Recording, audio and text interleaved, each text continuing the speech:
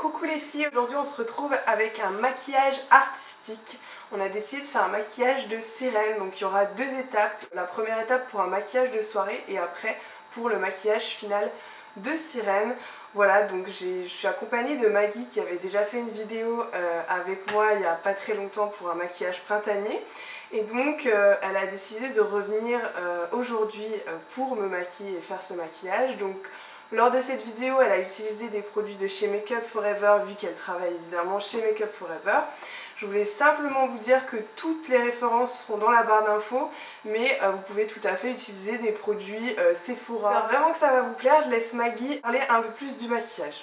Alors bonjour les filles, aujourd'hui nous avons réalisé un maquillage en deux étapes. La première étape, ça a été un maquillage de soirée pour lequel j'ai réalisé un halo au niveau des yeux. Donc on a fait effectivement quelque chose de assez coloré, plutôt dans les bleus. On a mis une petite touche de jaune, une petite touche de vert pour avoir quelque chose de très estival. Ensuite on a réalisé pour un côté un peu plus artistique les écailles sur le côté. On l'a agrémenté de strass et de paillettes. Il a été réalisé avec un collant, un bas résille qu'on n'a pas hésité à couper. Donc un bas, vous pouvez en trouver un peu partout, nous on l'a acheté chez Claire's. C'est un maquillage qui est facile à réaliser. C'est un maquillage que vous pouvez réutiliser pour carnaval. Nous on a décidé de le faire uniquement sur un côté. Si vous voulez, vous pouvez le faire après sur l'ensemble du front ou uniquement sur une pommette. Ça peut être aussi sympa. Le côté artistique a été réalisé uniquement avec des fards à paupières. Donc pas d'effets spéciaux, pas de produits spécifiques, effets spéciaux, c'est du maquillage que vous pouvez retrouver facilement chez Sephora ou dans d'autres enseignes. Voilà les filles, donc on espère vraiment que ça va vous plaire et on se retrouve avec la vidéo pour savoir comment faire ce maquillage. Bisous les filles! On commence par appliquer la base Step 1 Rose Éclat sur l'ensemble du visage pour faire tenir le maquillage et avoir la peau plus éclatante. Ensuite, on utilise le fond de teint HD 117 pour une couvrance naturelle. Donc elle utilise un pinceau pour avoir quelque chose de plus uniforme et de plus précis. Moi j'utilise un Beauty Blender, mais ça c'est vraiment à vous de voir ce que vous préférez.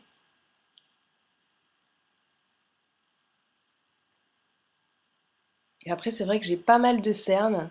Donc Maggie va appliquer l'anti-cerne HD numéro 325, toujours de chez Make Up For Ever. Donc elle l'applique sous l'œil et également au coin interne de l'œil.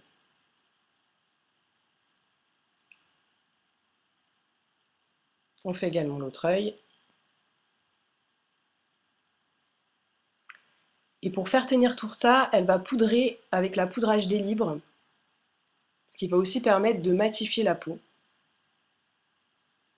Ensuite, elle applique la poudre Waterproof Pro Bronze numéro 25i, parce que je suis très pâle, donc c'est vrai que c'est nécessaire, pour avoir un teint légèrement hâlé.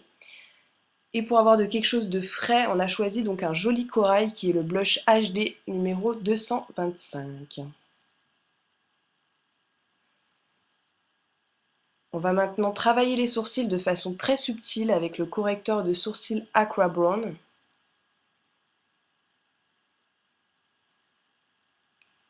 Puis on va utiliser la base à paupières, une base à paupières pour améliorer vraiment la tenue du fard et intensifier la couleur du fard à paupières.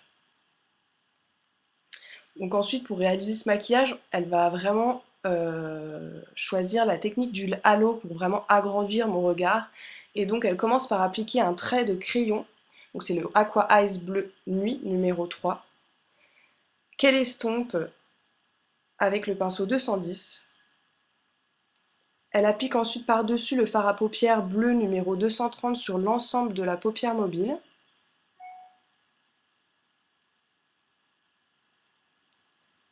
Puis le fard à paupières turquoise numéro 236, qu'elle applique donc dans le pli et qu'elle étire en forme de V sur la partie extérieure de l'œil.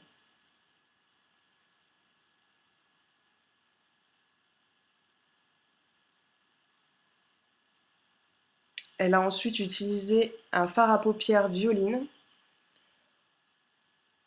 pour étirer le fard à paupières turquoise. Donc voilà, c'est juste là. Et ça va aussi estomper donc le tout.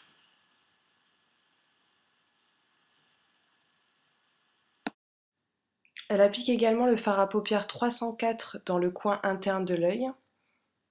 Et je ne vous l'ai pas montré, mais elle a aussi appliqué un beige sous le sourcil pour avoir vraiment un point de lumière. Donc là, elle enlève les petits résidus qui sont tombés, donc les chutes de maquillage tout simplement. Et donc elle estompe encore vraiment tout ça, tout en étirant vers l'extérieur.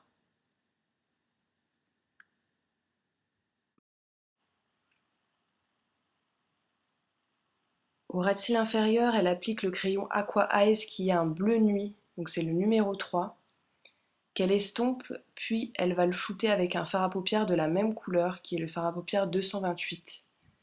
Elle va ensuite ajouter un vert pomme pour étirer le regard. J'utilise un crayon blanc dans la muqueuse interne de l'œil pour vraiment agrandir le regard et ne pas avoir un regard fatigué. Puis elle applique le crayon Artist Liner au ras de cils pour vraiment donner plus d'intensité au maquillage qu'elle va ensuite estomper avec un pinceau.